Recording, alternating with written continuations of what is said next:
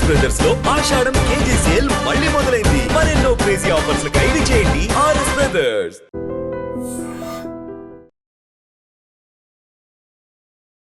నమస్తే, welcome to iDream money matters with Anil AKV. Simplifying money, one episode at a time.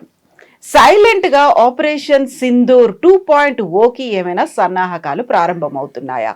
మన చుట్టుపక్కల ఉన్నటువంటి దేశాల పరిస్థితి ఏంటి? మనం ఎందుకని డిఫెన్స్ మెకానిజంని డెవలప్ చేసుకుంటూ ఉన్నాము?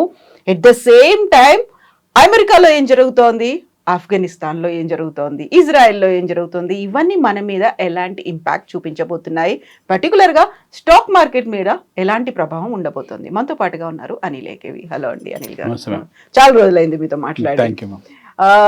ఆపరేషన్ సింధూర్ ఏప్రిల్లో జరిగింది. ఆ తర్వాత సడన్ గా సైలెంట్ అయిపోయారా అనుకుంటే కాదు అనే పరిస్థితి కనిపిస్తోంది. సన్నాహకాలు జరుగుతున్నాయి సైలెంట్ గానే ఆపరేషన్ సింధూర్ 2.0కి. నిజమేనా?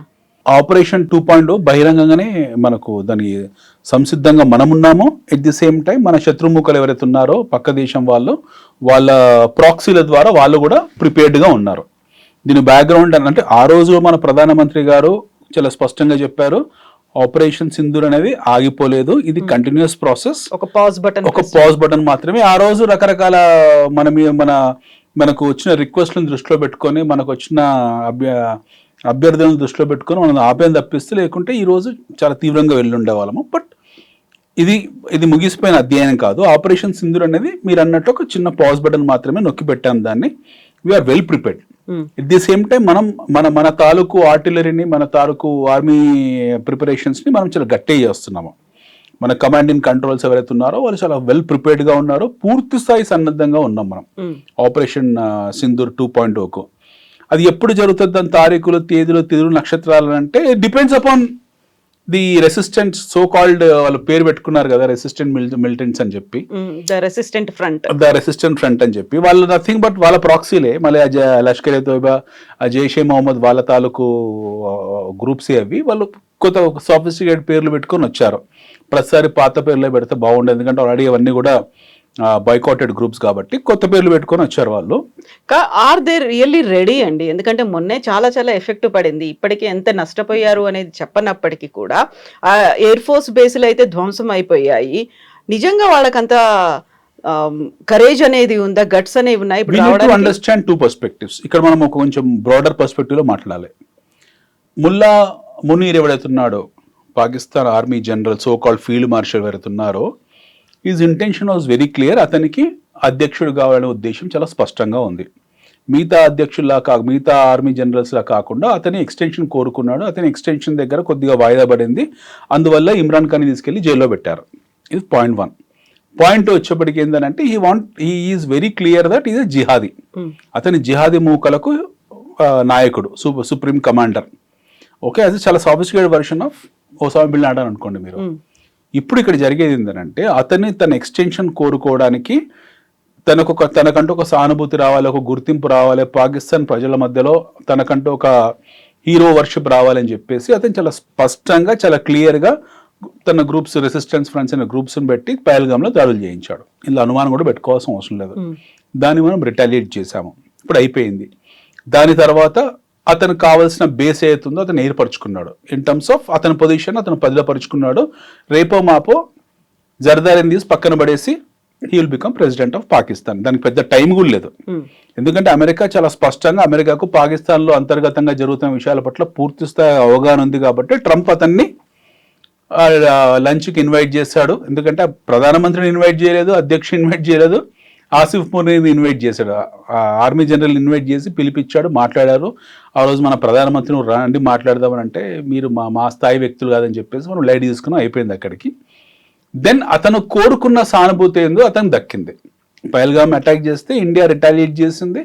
మనం చాలా భారీ స్థాయిలో రిటాలియేట్ చేస్తాం. వాళ్ళ ఎయిర్ ఫోర్స్ బేసెస్ మొత్తం కూడా కంప్లీట్గా సర్వనాశనం చేశాము. టోటల్లీ వాళ్ళని సరెండర్ చేయించాం మనం. బట్ ఈ మొత్తం ట్రాన్సాక్షన్ జరిగింది ఏంటంటే అతని హీరో వర్షిప్ వచ్చింది. వాళ్ళు అక్కడ ఏం ప్రచారం చేసుకున్నారు, మన భారతదేశం తాలూకు రాఫెల్స్ని కూల్ చేశాము, ఇక్కడ ఆర్మీని కూల్చాము, ఢిల్లీ మీద అటాక్ చేశాము, బాంబే మీద దాడులు చేశాము, ఈ స్థాయి ప్రచారం చేసుకున్నారు అక్కడ. సో ఆ ప్రచారం తాలూకు హీరో వర్షిప్ అతను కోరుకున్నట్టే అతను జరిగింది. నౌ ఈ safe, he will become president of Pakistan. ఇప్పుడు వాళ్ళకి చాప్టర్ 27 ఒకటి ఉంది, అంటే వాళ్ళు ఆ సంస్కరణ చేసుకోవచ్చు, అంటే వాళ్ళ అమెండ్మెంట్ చేసుకోవచ్చు. ఇవాళ పాకిస్తాన్ కాన్స్టిట్యూషన్స్ని ఇస్లామిక్ రిపబ్లిక్ ఆఫ్ పాకిస్తాన్ కాన్స్టిట్యూషన్స్ని అతను మార్చేసుకొని అతను అనుగుణంగా ప్రెసిడెంట్ పాలన తెచ్చుకొని అతని కంట్రోల్లో దేశాన్ని పెట్టుకుంటాడు. ఇప్పుడు మీరు అన్న ప్రశ్న, are they well prepared for war? వాళ్ళ ప్రజలతో ఏం సంబంధం? భారతదేశంలో యుద్ధం జరిగితే ప్రజలతో సంబంధం. పాకిస్తాన్ అంటే దేశంలో ప్రజలతో ఏం సంబంధం? వాళ్ళ ప్రజలు ఏం పట్టించుకోరు. ప్రజలు ఏ గంగలు తేంది, చచ్చిపోతుంది, బ్రతుకుతుంది, వాళ్ళ సంబంధం లేదు. ఇంకోటి ఏంటంటే IMF $40 బిలియన్ బెయిల్అవుట్ ప్యాకేజ్ కూడా ప్రకటించింది. అది అమెరికా ఒత్తిడి ద్వారానో లేకపోతే అమెరికా ప్రోద్బలం ద్వారానో వాళ్ళకి బెయిల్అవుట్ ప్యాకేజ్ ప్రకటించింది. అమెరికా ఉద్దేశం భారతదేశంతో యుద్ధం చేయమనో లేకపోతే కాలు దూమనే కాదు, క్లియర్గా చైనాతో కౌంటర్ డిఫెండ్ చేసుకోవడం కోసం చైనాకు పాకిస్తాన్ మధ్యలో ఒక ఒప్పందం ఉంది, CPEC అని చెప్పి, చైనా ఎకనామిక్ పాకిస్తాన్ కారిడార్ ఒకటి. ఆ కారిడార్ని డిఫెండ్ చేయడం, ఆ కారిడార్ని ఆపడము లేకపోతే చైనాని ఏషియా పసిఫిక్ రీజియన్లో కంట్రోల్ చేయడం కోసము పాకిస్తాన్ తయారీ చేస్తుంది. Pakistan is a machinery country, Pakistan is a machinery army, అదొక ప్రైవేటు అల్లరిముక్క అలాంటిది అనమాట. సో ఎవరు డబ్బులు ఇస్తే వాళ్ళ కోసం పనిచేస్తారు వాళ్ళు ఆ డబ్బులు తీసుకున్నారు. ఆ డబ్బులతో ఇప్పుడు ఈ ఇంతకాలం లాస్లో ఉన్న పాకిస్తాన్ బడ్జెట్ ఇప్పుడు +2 బిలియన్లోకి వచ్చారు మొదటిసారి జీవితంలో. So they are in terms of అక్కడ world bank support, America support ఉంది కాబట్టి financially they are okay. But మనతో యుద్ధం చేసి తట్టుకునేంత శక్తి వాళ్ళకి లేదు. వారం 10 రోజులు కానీ ఎక్కువ యుద్ధం చేయలేరు. ఎందుకంటే one war will cost about 20-30 billion. మొన్న జరిగిన యుద్ధం $20 బిలియన్ ఖర్చు అయింది. మనం తట్టుకోగలుగుతాం, వాళ్ళు తట్టుకోలేరు. సో ఇప్పుడు వాళ్లకు కావాల్సింది ఏంటి? అతని స్థానాన్ని అతను పదిలపరుచుకోవాలనుకున్న ప్రతిసారి కూడా దేశం మీద, భారతదేశమే దాడులు చేయాలి ఏదో రకంగా.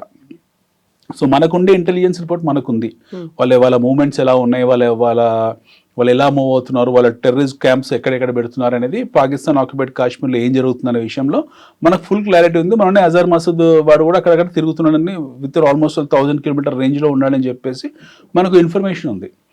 సో ఎప్పుడు జరుగుతుంది తారీఖులు ఇవన్నీ మనకు తెలియదు, బట్ జరుగుతుంది. ఇక్కడ ఈ 2 నెలలు 3 నెలల కాలంలో ఎప్పుడైనా సరే మళ్ళీ ఒక దాడి జరగవచ్చు. మనం కూడా అప్రమత్తంగానే ఉన్నాం. ఎట్ ది సేమ్ టైం దాడి జరిగిన తర్వాత మనం కూడా మళ్ళీ మొన్నటి స్థాయిలోనే మళ్ళీ రిటాలియేట్ చేస్తాం. ఈ వారంలోనే లష్కరే తోయిబాకి ప్రాక్సీ గ్రూప్ గా ఉన్న ద రెసిస్టెంట్ ఫ్రంట్ ని గ్లోబల్ టెర్రరిస్ట్ గ్రూప్ గా అమెరికా అనౌన్స్ చేసింది. అంటే అక్కడ ఏం జరుగుతోంది అనేది మాకు తెలుసు. ద రెసిస్టెంట్ ఫ్రంట్ మన మీద ఎలా అటాక్ చేస్తోంది అనేది కూడా మేము గుర్తించాము అనుకున్నప్పుడు అదేమన్నా ఇంపాక్ట్ చూపిస్తుందా పాకిస్తాన్ మీద? అట్లా పాకిస్తాన్ అమెరికాని ద్వంద్వ ప్రమాణాలు, డబుల్ స్టాండర్డ్స్, ట్రిపుల్ స్టాండర్డ్స్ ఇక్కడ డిక్లేర్ చేస్తారు, అక్కడ సపోర్ట్ చేస్తారు.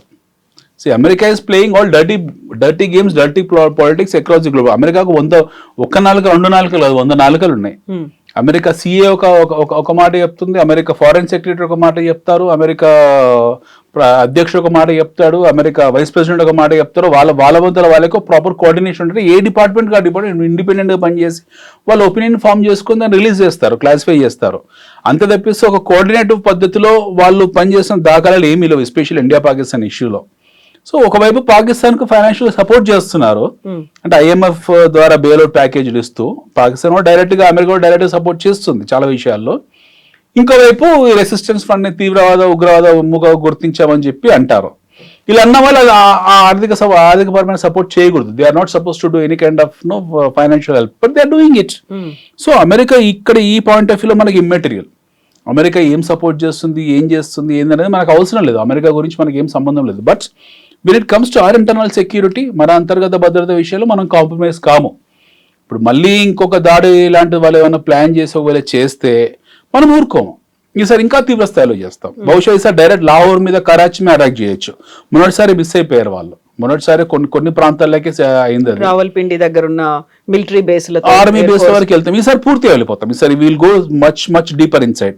వాళ్ళ దగ్గర ఆ స్థాయి వెపనరీ కూడా ఏమీ లేదు. ICBMs ఉండొచ్చు, కానీ వాళ్ళ దగ్గర మన మీద ప్రయోగిస్తే ఇంటర్సెప్ట్ చేసే శక్తి మనకుంది. We will collapse them complete గా. ఇప్పుడు కొత్తగా పాకిస్తాన్ నష్టపోయేది ఏమీ లేదు. Already it is a sunk city, complete గా మునిగిపోయిన దేశం అది. సో కొత్తగా నష్టపోయేది ఏం లేదు, నష్టం మనకు జరుగుతుంది.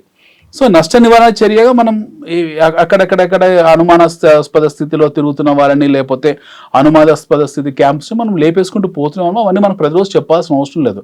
But if at all Pakistan comes again in a nutshell మళ్ళీ చీకటి యుద్ధం చేస్తే మటుకు definitely it will be open war. మొన్నట్లాగా సర్జికల్ స్ట్రైక్ మొన్నటిదాకా ప్రెసిషన్ స్ట్రైక్స్ అంటే ఏముండే it will be complete open war. మనం డైరెక్ట్ ఓపెన్ వార్ లో దిగిపోతాం. మనం we will go much deeper inside. ఎందుకంటే పాకిస్తాన్కి ఒకవైపు అక్కడ తహరీకే తాలిబాన్ పాకిస్తాన్ కూడా ఇబ్బందులు ఉన్నాయి. బలూచిస్తాన్లో రోజు గొడవలు జరుగుతూనే ఉన్నాయి. ఇంకోవైపు ఖైబర్ పస్తుల్లో అక్కడ గొడవలు జరుగుతూనే ఉన్నాయి. ఇన్ని జరుగుతున్నా సరే వాళ్ళకు బుద్ధి జ్ఞానం లేకుండా ఆసిఫ్ మునీర్ ఎవడెత్తున్నాడో వాడి పదవిని కొనసాగించుకోవడానికి వాని పదవిని స్థిరత్వం చేసుకోవడానికి ఆడుతున్న డ్రామాలు ఇవన్నీ కూడా then they will face. Now when it comes to అమెరికాని మనం లెక్కలో తీసుకునే అవసరం లేదు. ఎందుకంటే అమెరికా వాళ్ళ సిఐఏ వాళ్ళ డీప్ స్టేట్ ఎలా పనిచేస్తుందో అమెరికన్ అధ్యక్షుడు కూడా తెలియదు. బెస్ట్ ఉదాహరణ ఈ వాస్ టాకింగ్ అబౌట్ మాగా మన దాకా make America great great great అనుకుంటూ ఇష్టంనట్టు ప్రవర్తించుకుంటూ సున్నాలో ఇష్టం సుంకాలు ఒక సున్నా పక్కన సున్నా ఈ వెంట అప్ టు లెవెల్ 500%. రష్యా మీద 500% సుంకం. అసలు రష్యాకి అమెరికా ఏం ట్రేడ్ ఉందని చెప్పి 500% సుంకం విధించడానికి చివరికి EU జోన్ ఈవెన్ యూరోపియన్ సమాఖ్య కూడా భారతదేశం మీద మనకు రష్యాకు ట్రేడ్ జరుగుతుందని చెప్పి మన మీద సుంకాలు విధిస్తామని బెదిరించారు. మళ్ళీ ఒకవైపు వాళ్ళ దగ్గర నుంచి పెట్రోల్ కొనుక్కుంటారు. చూడండి డబుల్ స్టాండర్డ్ చూడండి. ఒకవైపు EU వచ్చి దొంగతనంగా రష్యా నుంచి చమురు కొంటుంది, మళ్ళీ మనం బహిరంగ మార్కెట్లో కొంటున్నామని చెప్పి మన మీద ఆక్షలు విధిస్తారు. సో ఈ పిరంగిగాలు ఎవరైతే ఉన్నారో ఈ రాట్స్ ఎవరైతే ఉన్నారో వీళ్ళ ప్రవర్తన ఇట్లే ఉంటుంది. చాలా కచ్చిరి బిచ్చిరి గందరగోళం ఉంటుంది. వీళ్ళు హార్డ్ కోర్ స్వార్థపరులు. సో వీళ్ళని మనం పట్టించుకునే అవసరం లేదు. మనము ఆర్థిక శక్తిగా సైనిక శక్తిగా ఎదుగుతున్న కొద్దీ మన మీద ఆంక్షలు విధిస్తూనే ఉంటారు. మన రకరకాల ఇబ్బందులు గురి చేస్తూనే ఉంటారు. అట్లని చెప్పి మనం ఆగకూడదు. ఆగితే మనం వాళ్ళ బానిసత్వం చేయాల్సి ఉంటుంది. We have to move forward to control. ఇప్పుడు అమెరికా పరిస్థితి అంత క్షేమంగా ఏమీ లేదు. America has got 1000 internal problems. MAGA అని చెప్పి దాన్ని మాగా చేసేసారు టోటల్లీ. ఇప్పుడు అది బీన్ మొత్తం పులిసిపోయింది అది కంప్లీట్గా. అమెరికాలో జరుగుతున్న కార్పొరేట్ డిస్సాటిస్ఫాక్షన్ డిసెంట్ అవుతుంది అది పతాక స్థాయిలో ఉంది. వరల్డ్ బ్యాంక్ కూడా చాలా క్లియర్గా హెచ్చరించింది. 2.8 ప్రపంచ ఆర్థిక పురోగతిని వాళ్ళు దాన్ని డౌన్ గ్రేడ్ చేసి 2.2 దగ్గర ఆగిపోతుంది ఆయన అని చెప్పారు. The only country in the world which is expected to grow at the rate of 7-8% is India. Not China, not America, not Britain. There is no other country on this planet which is able to grow at the speed of India. So డెఫినెట్గా మేము Aedes వస్తుంటారు మన మీద ఎప్పుడు ఏడుపులు ఉంటూనే ఉంటాయి వాళ్ళకు. అండ్ మనం ఇంకోటి ఏంటంటే కౌంటర్ బ్యాలెన్స్ చాలా క్లియర్గా ప్లే చేస్తున్నాము. మనం ఇరాన్తో సఖ్యంగా ఉంటాం, ఇరాక్తో సఖ్యంగా ఉంటాం, ఇజ్రాయెల్తో బాగానే ఉంటాము, అందరితో బాగానే ఉంటాం. మనతో వీళ్ళు బాగుంటారు తప్పిస్తే మనం బాగుంటాం అందరితో. మన ద్వైపాక్షిక సంబంధాలు చాలా బలంగా ఉన్నాయి. మనకు వచ్చే నష్టం ఏమీ లేదు. ఇప్పుడు మాగా ఏదైతుందో this non sense make America great ఏదైతుందో దట్ హెస్ మేడ్ అమెరికా పాపర్. పూర్తి స్థాయిగా అమెరికాని కుదేలు పరిచే స్థాయికి తీసుకెళ్లిపోయింది. సో దాని నుంచి వాళ్ళు బయటపడడానికి ఇప్పుడు సడన్ గా మీకు ఎప్స్టైన్ ఫైల్స్ బయటకు వచ్చాయి. ఈయన స్కాండిల్ బయటకు వచ్చింది. మరి ఇది ఎటు దారి తీస్తుందో మనకు తెలియదు. We don't know what kind of shape it will take. So Trump and Elon Musk మధ్యలో ఉన్నటువంటి గొడవ ఇటువైపు దారి తీసింది. ట్రంప్ ఎలాన్ మస్క్ మధ్యలో గొడవ, yes of course Trump Elon Musk గొడవ బహుశా somebody is firing from the shoulders of Elon Musk భుజాన్ని డీప్ స్టేట్ వాడుతుంది. ఎందుకంటే ట్రంప్ ఆగడాల్లో మితిమీరిపోయాయి. ఆయన మానసిక స్థితి కూడా క్లినికల్లీ పారానోయిడ్గా మారిపోయాడు పూర్తి స్థాయిగా. ఎప్పుడు ఎట్లా ప్రవర్తిస్తున్నాడో తెలియదు. మీరు చెప్తే ఆశ్చర్యపోతారు.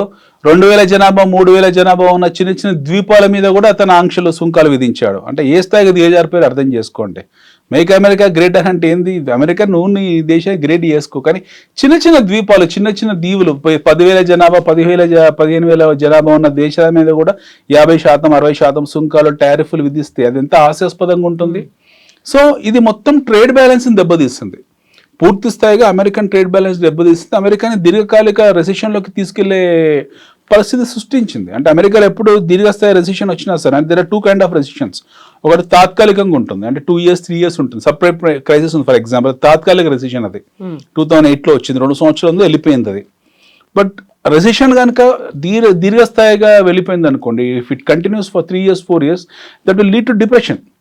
ఒకప్పుడు గ్రేట్ అమెరికన్ డిప్రెషన్ వచ్చింది ఒకనొక టైంలో. అలాంటి డిప్రెషన్స్ వచ్చే ఛాన్సెస్ ఉంటాయి. ఎందుకంటే మీ ట్రేడ్ బ్యాలెన్సెస్ని మొత్తము పారీ చేసుకుని ఇబ్బంది క్రియేట్ చేసుకుని మీ బుక్స్ని మీ బ్యాలెన్సెస్ని దెబ్బ తీసుకుంటే that will create such a long hall impact that your country will get in to depression. దీన్ని ముందే ఊహించారు చాలా మంది. సో ట్రంప్ని కాళ్ళకు ముందు కాళ్ళ బంధనాలు వేయాలన్నా, అతన్ని కంట్రోల్ చేయాలన్నా he has to get stop somewhere. ఏదో ఒక చోట ఫుల్ స్టాప్ ఉండాలి. దానికి బహుశా ఇది బయటకు వచ్చిందేమో, ఈ లోలిటా ఎక్స్ప్రెస్ వివాదం బయటకు వచ్చిందేమో. ఇది ఎప్పటిదో పాతది, ఇది ఈరోజు కొత్త జరగలేదు. ఇట్స్ వెరీ ఓల్డ్ స్టోరీ, ఎప్పటి నుంచో ఉంది ఇది లోలిటా ఎక్స్ప్రెస్ది. ఆ చిన్న చిన్న దీవుల్లోకి మైనర్ బాలికల్ని, చిన్న ఆడపిల్లల్ని తీసుకెళ్ళి వాళ్ళు ప్రాస్టిట్యూషన్ చేయించేవాళ్ళు. అందులో పెద్ద పెద్ద వ్యాపారవేత్తలు ఇన్వాల్వ్ అయ్యారు. అందులో ఎట్లో కలర్ఫుల్ లైఫ్ కాబట్టి ఈయన ఎట్లో పోతూనే ఉంటాడు అలాంటి వాటికి. సో ఈ ధనిక విట్టులందరూ కూడా, ముసలి ధనిక విట్టులందరూ కూడా చిన్న మైనర్ బాలికలతో వాళ్ళు ఉన్నారన్న విషయము ప్రపంచానికి తెలుసు. ఈ ఫైల్స్, ఎప్స్టైన్ ఫైల్స్ ఏవైతే ఉందో ఇది ప్రపంచం తెలుసు. ఇప్పుడు సడన్గా మళ్ళీ బయటకు వచ్చింది ఆ లోలిటా ఎక్స్ప్రెస్ విమానం తాలూకు ఇన్ఫర్మేషన్ అంతా బయటకు వచ్చింది. ట్రంప్ ఎలన్ మాస్క్ బాంబ్ వేసాడని అంటున్నారు. We don't know who has involved in this. Anybody can involve. American అధ్యక్షుల మీద ఎప్పుడు కూడా ఒక వివాదం ఉంటుంది. అమెరికన్ అధ్యక్షులను ఎప్పుడు మొసాద్ కంట్రోల్ చేస్తుంది, వాళ్ళని తొక్కి పెడతారు. వాళ్ళ వ్యక్తిగత లాస్ట్ టైం కూడా చర్చించాం మనం. ఈయన మోనికా లూయిస్ కి ఇష్యూ బయటికి రావడానికి కారణం మొసాదే. ఈయన ఒప్పుకోలేదు. మొసాద్ ఇజ్రాయెల్ స్పై ఏజెన్సీ అవుతుందో వాళ్ళ అమెరికన్ ప్రెసిడెంట్లని పూర్తి క్షుణ్ణంగా స్కాన్ చేసి వాళ్ళ వ్యక్తిగత జీవితాల తాలూకు ప్రతి ఇన్ఫర్మేషన్ వాళ్ళ దగ్గర పెట్టుకొని వాళ్ళకు అనుగుణంగా మార్చుకొని వాళ్ళ అవసరాలు తగ్గట్టు అమెరికా అధ్యక్షులు ప్రవర్తించాలి. ఏమాత్రం అటు ఇటు తేడా వచ్చినా సరే వాళ్ళ తాలూకు స్కాండల్స్ బయట పెడతారు. మోనికా లూయిస్ కి ఇష్యూ కూడా గతంలో అలాగే బయటకు వచ్చింది, బిల్ క్లింటన్ది.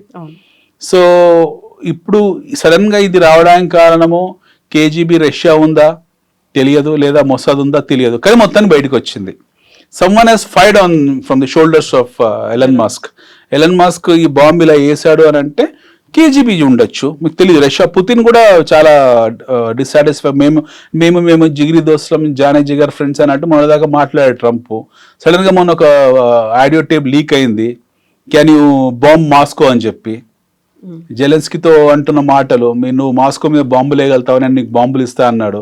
సో వాళ్ళ దేశమే నువ్వు బాంబులే, నువ్వేడివి. సో ఇవన్నీ ఎలా ఉన్నాయంటే చాలా హాస్యాస్పదంగా ఉంటాయి. ఇంకో దేశంతో యుద్ధం చేస్తుంది. ఉక్రెయిన్ రష్యాతో యుద్ధం చేసుకుంటున్నారు, వాళ్ళు కొట్టుకు చేస్తున్నారు. నాటో తరఫున నువ్వు ఇన్వాల్వ్ అయ్యావు, బాగానే ఉంది. నువ్వెవరు మధ్యలో వెళ్ళి రష్యా మీద బాంబు వేస్తావు, నీకు బాంబులు ఇస్తానంటే ఈయన ఈ మాట అన్న తర్వాత వారానికి బయటకు వచ్చింది లోలిటా ఇష్యూ. సో అక్కడ వాళ్ళు ఇన్వాల్వ్ అయ్యారా తెలియదు, ఎందుకంటే ట్రంప్ను కట్టడి చేయడానికి. లేదా మొసాద్ ఇప్పుడు సిరియా మీద దాడులు చేయడం మొదలుపెట్టింది. అది గ్రేటర్ ఇజ్రాయెల్ దృష్టిలో పెట్టుకొని చేస్తున్నారా, లేకపోతే జోర్డాన్లో కొంచెం సిరియాలో కొద్ది భాగం తీసుకోవాలని చూస్తున్నారా, లేక వెస్ట్ బ్యాంక్, గాజా మొత్తం అయిపోయిన స్టోరీ, ఇంకా వెస్ట్ బ్యాంక్ని ఆక్యుపై చేసుకొని చూస్తున్నారా అనేది తెలియదు. We don't know what is in the mind of Israel. So Israel మన మనసులో ఏముందన్న విషయం మనకు చివరికి కూడా తెలియదు. వాళ్ళ గ్రాండ్ స్కీమ్ ఆఫ్ ఆపరేషన్స్లో ట్రంప్ ఏమైనా బలైపోయాడా తెలియదు. ఎందుకంటే మనల్ని కట్టడి చేయాలంటే ఏదో రకంగా చేయాలి. So it is not just MAGA, there are lot of geo political issues involved around. ఒకటి, మనం ఇందాక అనుకున్నట్టు ఈయన అధిక పన్నులు విధించేసి పిచ్చి చేస్తున్నాడు కాబట్టి ఇతన్ని కంట్రోల్ చేయడానికి ఏదో ఒక శక్తి, అదృశ్య శక్తి ఇది వదిలి ఆయన బ్లాక్మెయిల్ చేసి భయపెట్టే ప్రయత్నం చేస్తుంది ఒకటి. రెండోది, గ్రేటర్ ఇజ్రాయెల్ పర్స్పెక్టివ్లో మొసాద్ బహుశా ఇది బయటికి తీసుకురావచ్చు. నా వ్యక్తిగత అభిప్రాయాలు నేను చెప్తున్నాను, తీసుకురావచ్చు దీన్ని. So that he will not involve much here in this. ఎందుకంటే సడన్ గా వాళ్ళు వెళ్ళి ద్రూస్ గ్రూప్, ప్రపంచంలో చాలా చిన్న గ్రూప్ ద్రూస్ గ్రూప్ లో మీకు సిరియాలో ఉంది 5 లక్షల మంది. వాళ్ళ మీద సిరియా దాడులు చేస్తుంది అని చెప్పేసి వాళ్ళకి సపోర్ట్ చేస్తున్నామని చెప్పి వీళ్ళు డమస్కస్ మీద దాడులు చేస్తుంది ఇజ్రాయెల్ 3-4 రోజుల క్రితం. అది కూడా చాలా భీకరమైన దాడులు చేస్తుంది. సో ఇజ్రాయెల్ ఎక్స్పాన్షన్ ప్లాన్ లో ఉందా, వాళ్ళ డిస్ట్రిబ్యూషన్ నెట్వర్క్ అనేది in terms of geographical distribution అనేది గాజా నుంచి వెస్ట్ బ్యాంక్ షిఫ్ట్ అవుతుందా, లేదా కొద్ది ప్రాంతం మీకు సిరియాలో ఆక్యుపై చేసుకోబోతున్నారా? ఓకే, ఎందుకంటే జూడియా అనేది చాలా పెద్ద ప్రాంతం, అంటే గ్రేటర్ ఇజ్రాయెల్లో జూడియా అనేది చాలా పెద్ద భాగం, అందులో కొద్దిగా సిరియా కూడా ఉంటుంది. అక్కడ వరకు వెళ్తున్నారా వీళ్ళు, అది మనకు తెలియదు. ఎట్ ది సేమ్ టైం జెలెన్స్కీని ఎక్కువ ప్రోత్సహించి మొన్నదాకా మేము విత్డ్రా చేస్తాము, డబ్బులు ఇవ్వమని చెప్పిన ట్రంప్ సడన్ గా నువ్వు మాస్కో మీద బాంబులు వేస్తావు అన్నాడు. సో కేజీబీ ఏమైనా వాళ్ళ దగ్గర ఇన్ఫర్మేషన్ పెట్టుకుని బాంబు వేసిందా తెలియదు. For what's ever reason, from మీరన్న స్టాక్ మార్కెట్ పర్స్పెక్టివ్, ఇది కొంచెం వేడెక్కితే, ఇది కొద్దిగా హీట్ ఎక్కితే ట్రంప్ వెనక్కి దిక్కుతాడు. వరల్డ్ వైడ్ ఇంపాక్ట్ ఉంటుంది ఇది. ఎందుకంటే nobody wants their country to get no de facto deficiency. So వాళ్ళకి ఎట్టి పరిస్థితుల్లో బలహీనపడే ఉద్దేశం వాళ్ళు ఉండరు. మన దేశం కానివ్వండి, ఈవెన్ పనికి మన పాకిస్తాన్ కానివ్వండి, వాళ్ళు బలహీన పడాలని కోరుకోరు కదా. ట్రంప్ ఆయన నిర్వాహకం ఎట్లుందంటే ఆయన దేశం రెసిషన్లోకి వెళ్ళడం కాదు, ఆయన వల్ల పక్కనలోకి ఎలా రెసిషన్లోకి వెళ్ళే పరిస్థితికి వచ్చింది. సో బ్రెజిల్ ఆల్రెడీ సఫర్ అవుతుంది, కింద అర్జెంటీనా సఫర్ అవుతుంది, కొలంబియా, పెరు, పరగ్వే, చైలీ, అసలు ఎట్లాంటి దేశాలు ఇవన్నీ సఫర్ అవుతున్నాయి పూర్తి స్థాయి. లాటిన్ అమెరికన్ కంట్రీస్, ఫ్రాన్స్కి వాళ్ళకి చెడింది, ఇటలీకి వాళ్ళకి చెడింది, జర్మనీకి వాళ్ళకి చెడింది, ఆస్ట్రేలియాకి వాళ్ళకి చెడింది. మొత్తమైన బయోలెటరల్ రిలేషన్షిప్స్ అన్ని కూడా చెడిపోయి, ఏదో వాళ్ళ దగ్గర బలమైన ఆయుధాలు ఉన్నాయి కాబట్టి ఈ మాత్రం భయపడుతున్నారు, లేకపోతే వాడు పట్టించుకోరు. So he has brought that country to a stage where he is limited America to have a lunch on with Mullah Munir. America స్థాయి ఎక్కడ దిగిపోయిందని అంటే ఎలిజబెత్ రాణితో లేకపోతే కింగ్ చార్లెస్తో కూర్చునే అమెరికన్ ప్రెసిడెంట్లు ఆసిఫ్ మునీర్తో కూర్చొని భోజనాలు చేస్తున్నారు. ఆ స్థాయికి వచ్చేసారు వాళ్ళు. Let's understand they have no deprive to that pathetic condition. So Americans deep state will not accept this. వాళ్ళు ఒప్పుకోలేరు. వాళ్ళ అగ్రరాజ్య హోదాను వాళ్ళు కోల్పోవడానికి వాళ్ళు ఇష్టపడరు. ఇప్పుడు వాళ్ళని కట్టడి చేయాలంటే ఎట్టి పరిస్థితుల్లో మీరు ట్రంప్ని కట్టడి చేయాలి. So that 1 shot 4-5 birds. ఒకటి, ఈ సుంకాలు గింకాలు ఇవన్నీ నాన్ సెన్స్ పక్కన పెట్టేసుకొని బుద్ధిగా పనిచేసుకోవడము, ఇంటర్నల్గా డెవలప్ చేసుకోవడము. రెండోది, ఈ యుక్రెయిన్ ఇలాంటి విషయాల్లో ఎక్కువ ఇన్వాల్వ్ అయిపోయి విచ్చలవిడి డబ్బులు ఖర్చు పెట్టి మాస్కో మీద బాంబులు వేస్తా, పీట్స్బర్గ్ మీద బాంబులు వేస్తా, ఓల్గా నదిని ఎండబెడతా, ఇవన్నీ ఆపేసుకోవాలి. మూడోది, ఇజ్రాయెల్ మనం అనుకున్నది కూడా రేపు పొద్దున ఇజ్రాయెల్ మీద ఎలాంటి ఆంక్షలు విధించకుండా లేదా సపోర్ట్ ఆపకుండా ఉండడానికి రావచ్చు. సో ఈ 3 dimensions దీనికి ఉన్నాయి ఈ పర్టికులర్ ప్రోగ్రామ్కు. ఇన్ని రకాల జియో పొలిటికల్ ఇష్యూస్ అనేవి ఉన్నాయి డిఫరెంట్ కంట్రీస్ లో, అక్కడ అన్సర్టనిటీ అనేది ఉంది. ఇవన్నీ ఉన్నప్పుడు ఇదే సరైన మోకా అనుకుంటుందా భారతదేశం కూడా మళ్ళీ అటాక్ చేయడానికో, లేకుంటే పాకిస్తాన్ నుంచి వస్తే ఒకసారి పాకిస్తాన్ కనుక ఈసారి ఏదైనా చేసింది అంటే మేము కంప్లీట్ గా దాన్ని తుదముట్టిస్తామనేటువంటి ఒక మాట ఓపెన్లీ సేడ్ ఇట్. మనం ఇదేం సీక్రెసీ పెట్టలేదు ఈ విషయాన్ని. నువ్వు మళ్ళీ ఒకసారి కనుక నువ్వు ఆయుధాలు రెడీ చేసుకుంటే మేము ఇక్కడ రెడీగా ఉన్నాము. And this time it is nothing called as precise guided bombing. We will go cluster bombing. ఇంకా అలా అనుమానం కూడా పెట్టుకోవాల్సిన అవసరం లేదు. ఈసారి కనుక పిచ్చి వేషాలు వేసి మొన్నట్లా రెసిస్టెన్స్ ఫ్రంట్లో వచ్చి పహల్గామ్ లాంటి దాడులు ఏమైనా చేస్తే ఈసారి మనం ఊరుకోము. We will do carpet bombing కంప్లీట్గా. అస్సలు ఊరుకోం. మీరు చూడండి లాస్ట్ 2 months మన ప్రిపరేషన్ ఎంత అద్భుతంగా ఉందో. We are just preparing for a war. అంటే మన దేశ సైనిక శక్తులన్నీ కూడా మోహరించినాయి బార్డర్ మీద. మనం అప్గ్రేడ్ చేసుకుంటున్నాం, మన వెపనరీని చాలా తీవ్రస్థాయిగా అప్గ్రేడ్ చేసుకుంటున్నాము. మళ్ళీ 30 రాఫెల్కి ఆర్డర్ ఇచ్చాం మనము. SU అడ్వాన్స్ వర్షన్స్ తీసుకుంటున్నాం రష్యా నుంచి. 500కి వెళ్ళిపోయాం మనము. ఆకాష్ని కానీ, పృథ్వీని కానీ, లేకపోతే బ్రహ్మోస్ని కానీ, లాంగ్ రేంజ్ మిసైల్స్ అన్ని మనం తయారు చేసి పెట్టుకుంటున్నాము. ఇంటర్సెప్ట్ చేయడానికి మన బ్యాలిస్టిక్ మిసైల్స్ అన్ని రెడీగా ఉన్నాయి. సో ఇప్పుడు ఈ లాస్ట్ 2 monthsలో ఆల్మోస్ట్ 100% అప్గ్రేడ్ అయ్యాం మనం. ఇక్కడ నుంచి ఇది కంటిన్యూ అవుతుంది. Now we are an export oriented country. Defence సెక్టర్లో we are export oriented country. So మన స్థాయి చాలా పెద్దది. సో పాకిస్తాన్ మనతో యుద్ధం చేసి 1-2 గంటల కన్నా ఎక్కువసేపు నిలబడలేదు. దాన్ని నివారించడానికి మనం పెద్ద ఆయుధాలు ఉపయోగించాల్సిన అవసరం లేదు. జస్ట్ ఇట్లా రాళ్ళు కొడితే పడిపోయి వాళ్ళ తుప్పుపట్టిన F-16 అవన్నీ. యాజ్ ఎ సెట్, వాళ్ళు మన మీద దాడులు చేయాలన్నా మళ్ళీ ఇలాంటివి చేయాలన్నా కూడా ఈ జిహాదీ మూకలని పోషిస్తున్న ముల్లా మునీరే తన స్థానాన్ని పదిలపరుచుకోవడానికి అసద్ మసూద్ అలాంటి పావులను వాడుకుంటాడు. He will use all this points for his benefit and safety. And అక్కడ ఏంటంటే రోజుకి ఇమ్రాన్ ఖాన్కు మద్దతు పెరుగుతుంది. ఆ మద్దతును తగ్గించడం కోసం ఇతను మన మీద పహల్గామ్ దాడులు చేయించి ఆ మద్దతును తన వైపు డైవర్ట్ చేసుకుంటాడు. కానీ ఎక్కువ రోజులు ఉండదు, ఆవిరైపోతాయి ఏదో ఒక సందర్భంలో. ఇంటెలెక్చువల్స్ ఉంటారు కదా మాట్లాడే వాళ్ళు అక్కడిక్కడ. సో వాళ్ళు వైడ్ స్ప్రెడ్గా బయటకు వచ్చి మాట్లాడినప్పుడు పబ్లిక్లో అవేర్నెస్ పెరుగుతుంది. ఏదో జరిగింది మా చుట్టూ, ఏదో వచ్చి పన్నారని చెప్పి. ఈ మొత్తంలో పాకిస్తాన్ పేద ప్రజలు అమాయకులు. 80%, 85% population is below poverty line. Poverty line మనకు వాళ్ళకు మధ్యలో డిఫరెన్షియన్స్ మారుతుంది. మన పావర్టీ లైన్ వేరు, వాళ్ళ పావర్టీ లైన్. వాళ్ళ పావర్టీ లైన్ అంటే ఒక పూట భోజనం ఆరన్నో కంప్లీట్గా పస్తులు ఉండడం. సో మన దగ్గర అలా కాదు కదా. మన బేసిక్ నీడ్స్ ఉన్న తర్వాత కూడా మనం పావర్టీ లైన్ కింద, BPL కిందనే మాట్లాడుతున్నాం. వాళ్ళ బేసిక్ నీడ్స్ లేని పావర్టీ లైన్. సో 80% పాపులేషన్ అక్కడ చాలా దుర్భరమైన పరిస్థితిలో ఉన్నారు. వాళ్ళకి తెలియదు, అమాయక ప్రజలు వాళ్ళు. ఖచ్చితంగా వాళ్ళకి తెలియదు. వాళ్ళని రాడికలైజ్ చేశారు. ఎట్ ది సేమ్ టైం దాని చుట్టూ పెట్టుకుని ఆడుకుంటున్నారు వీళ్ళు. అయితే వాట్ విల్ హ్యాపెన్ ఆపరేషన్ 2.0 ఎప్పుడు జరుగుతుంది అనేది ఈ సంవత్సరం అయితే ఖచ్చితంగా జరుగుతుందండి. This Diwali we will have 2 kind of Diwalis. One is ఒకటి సంస్కృతపరమైన దివాలి మనకు ఉంటుంది, మన పండుగ సహజ సిద్ధమైన దీపావళి పండుగ ఉంటుంది, మన కల్చరల్ పండుగ మనకు ఉంటుంది, ఈ దీపావళి ఉంటుంది. ఈ మనం ప్రత్యేకంగా పటాకులు కొనుక్కోవాల్సిన అవసరం లేదు. ఈసారి మనం వెళ్ళి షాపింగ్ చేయాల్సిన అవసరం లేదు, మన సైన్యం వాటిని చూపిస్తుంది. This Diwali will have long range missiles and long range rockets firing in the sky. Will be seeing all that. మనం ఖచ్చితంగా అది చూస్తాం. ఎందుకనంటే ఈ 2 నెలల్లో మీరు అనుకునే మాగా ట్రంప్ గింపు ఇష్యూస్ అన్ని డౌన్ ప్లే అయిపోతాయి, ఇవన్నిటి కూడా సెటిల్ అయిపోతాయి more or less. Okay, he will no go back. There are lot of setbacks for him to make him to go back. అది సెట్ అయిపోతుంది. Zelensky mostly will be out of the picture. వచ్చే 2 నెలల్లో Zelensky ఉండడు, పిక్చర్లో ఉండడు. What Russia wants, what Putin wants, he will achieve it. జెలెన్స్కీని picture లేకుండా చేస్తాడు, ఆ నాటోలో మెంబర్షిప్ లేకుండా ఉక్రెయిన్ చేస్తారు. You has to go back. ఇక మిగిలింది ఏంటి? ఇజ్రాయెల్. దాన్ని ఎవరు కంట్రోల్ చేయలేరు. ఎందుకంటే యాజ్ వి సైడ్ వాళ్ళు సూత్రధారి అన్నిటి వెనుక వాళ్ళు ఉంటారు కాబట్టి వాళ్ళ గ్రాండ్ స్కీమ్ ఆఫ్ ఆపరేషన్స్లో ఏముందో మనకు కూడా తెలియదు. But very good point, we're good friends to them. So intelligence షేరింగ్లో కానివ్వండి, లేకపోతే కల్చరల్ షేరింగ్లో కానివ్వండి, లేకపోతే in terms of emotional sharing కానివ్వండి, మనకు వాళ్ళతో గొప్ప బాండేజ్ ఉంది. Iran almost is gone case అయిపోయింది. ఇరాన్ గురించి ప్రత్యేకంగా చర్చించాల్సిన అవసరం లేదు. హౌతీలో మనం అనుకున్న యమన్లో అది కూడా ఆల్మోస్ట్ అయిపోయింది. ఇప్పుడు మిగిలింది ఏంటంటే ఇప్పుడు latest hot topic Trump withdrawal.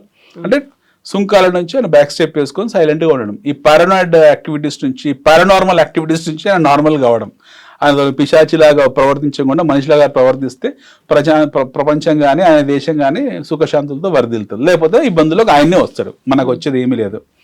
మన దగ్గర as we said, as we discussed, Operation 2 it will happen. Operation Sindoor 2 Part 2 అనేది భారీ స్థాయిలో ఉంటుంది, ఖచ్చితంగా జరుగుతుంది, అలా అనుమానం లేదు. మనకి ఆపరేషన్ సింధూర్ జరిగినప్పుడే బోల్డ్ అన్ని డిఫరెంట్ వర్షన్స్ అనేవి వినిపించాయి. ఆ తర్వాత మనకి ఎంత నష్టం జరిగిందో అది ఇంకా వివరాలే వెల్లడించలేదు అనుకున్నప్పుడు ఆర్వి ప్రిపేర్డ్, మనకి ఇక్కడ ఉన్నటువంటి డిఫరెంట్ సెక్టార్స్ అందరూ కూడా దానికోసం వెల్కమ్ చేస్తారా, లేకుంటే we will welcome, we are well prepared. As a country, we are well prepared. As a citizen, we are also well prepared. మనకు వచ్చే నష్టం ఏమీ లేదు. We are a cash rich country. Almost $650 billion cash reserves ఉన్న దేశం మనది. World is looking at India in terms of a greater exports. మరి పొద్దున మనం చైనాకు option కాబోతున్నాం in terms of ancillary manufacturing. కుటీర పరిశ్రమకు మనమే హబ్ కాబోతున్నాము. చైనా ఇప్పుడైతే $500 billion ఎక్స్పోర్ట్స్ అయితే చేస్తుంది అమెరికాకు, అందులో 10-20% షేర్ మనం దక్కించుకున్నా చాలు. మనం ఈ స్థాయిలో ఉండం, ఇక్కడ నుంచి ఇంకో 3-digit 4-digit స్థాయిలోకి వెళ్ళిపోతాము. రెండోది వచ్చేప్పటికి నష్టం ఏం జరిగినా సరే విత్ ఇన్ ది బడ్జెట్లో జరుగుతుంది అది నష్టం. పాకిస్తాన్తో మనం జరిగిన యుద్ధంలో జరిగిన నష్టం ఏతుందో మనం కూడా నష్టపోయి ఉంటాం. ఓకే, ఇన్ టర్మ్స్ ఆఫ్ నష్టం మొత్తం $20 billion నష్టం జరిగింది అంటున్నారు. ఇది ఆపరేషన్ సింధూర్ Part 1లో. అలా 90% పాకిస్తాన్ భరించాల్సింది. మనకు వచ్చిన నష్టం మనకేం, పహల్గామ్లో ప్రాణాలు కోల్పోయింది తప్పిస్తే ఫిజికల్ నష్టాలు లేకపోతే అసెట్ నష్టాలు మనకేం జరగలేదు. We did not lose a single assets. మన ఆర్మీ అసెట్స్ మనం ఏం కోల్పోలేదు. ఒకవేళ ఏమైనా నష్టం రేపు పొద్దున భవిష్యత్తు జరిగినా సరే మన ప్రొవిజన్స్ ఉన్నాయి. ఆల్మోస్ట్ $80-90 billion బడ్జెట్ మనది, రక్షణ శాఖ బడ్జెట్. అందులోంచి 5%, 6% మనం ఇట్లాంటి యుద్ధాలకు ప్రొవిజన్ పెట్టుకుంటాం. మనకు వచ్చే నష్టం లేదు, నష్టం పాకిస్తాన్కు. So we are well prepared for it. We don't have any problem. And as we discussed, మనకు వచ్చే దాని గురించి అసలు అది చాలా ఇమ్మెటీరియల్ థింగ్ అది. సో ఎమర్జింగ్ నేషన్ కాదు, we are almost developed nation in terms of our reserve. Developed nation అంటే మళ్ళీ రోడ్లు బిల్డింగ్లు అని కాదు. There are multiple factors which will define it. We are more or less a developed nation. India is no more an emerging country. India is no more an emerging market. We are more or less a developed nation, more or less an emerging strong country in all factors. మనం దేనికి భయపడాల్సిన అవసరం లేదు. మన stock markets కూడా చిన్న చిన్న corrections వస్తాయి. పహల్గామ్ దాడి జరిగింది, ఏం జరిగింది, 2 రోజులు పడింది, 3వ రోజు పాజిటివ్ వెళ్ళిపోయింది. ఇరాన్ ఇజ్రాయెల్ దాడి చేసింది, ఏం జరిగింది, అదే రోజు Israel market lifetime high కొట్టింది. ఇరాన్ వచ్చి ఒక రాత్రి 300 బాంబులు వేస్తే తెల్లారి అది ఏ స్టాక్ మార్కెట్ మీద బాంబులు పడ్డాయి, అదే stock market, Israel stock market lifetime high కొట్టింది. దట్స్ ఓ మార్కెట్ ఫంక్షన్. మార్కెట్ ప్రతి దాంట్లో ఆపర్చునిటీ తీసుకుంటుంది. ఆపరేషన్ సింధూర్లో ఒక కొత్త ఇండస్ట్రీ ప్రపంచం గుర్తించింది భారతదేశం. That is defence sector. భారతదేశం డిఫెన్స్ సెక్టర్ అంతవరకు డార్క్ హార్స్. ఎవరు దాన్ని గుర్తించలేదు. సడన్ గుర్తించారు అఫ్ కోర్స్, బట్ ఇంత పెద్ద ఎక్స్పోర్ట్ ఓరియంటెడ్ ఇండస్ట్రీ కింద మారిపోతుందని ఎవరు అనుకోలేదు. దాని తర్వాత ఏం జరిగింది, ఆపరేషన్ సింధూర్ తర్వాత మన డిఫెన్స్ సెక్టర్ అసలు అద్దొదుపు లేకుండా పరిగెత్తుకుంటూ వెళ్ళింది. So tomorrow we don't know which industry will come. రేపు పొద్దున మాకు డ్రోన్ ఇండస్ట్రీ రావచ్చు, లేకపోతే ఆర్టిఫిషియల్ ఇంటెలిజెన్స్ ఇండస్ట్రీ రావచ్చు, వార్ మెకానిజంలో కొత్త మెథడ్స్ రావచ్చు, we don't know. So let's wait and see. Let's welcome operation Sindoor part 2. దాన్ని వెల్కమ్ చేద్దాం. అందులోంచి కొత్త ఇండస్ట్రీ వస్తుంది, కొత్త అది ప్రగతికారకం అవుతుంది. భారతదేశం మీద ఎప్పుడు దాడి చేస్తుంది మనకే ఉపయోగపడ్డది తప్పిస్తే మనం ఏం నష్టపోలేదు అందులో. So everyone is all set అంతేనా ఇంకా? Yeah, thank you so much. Thank you, ma'am. Thank you అండి, అనిల్ గారు, థ్యాంక్ యూ.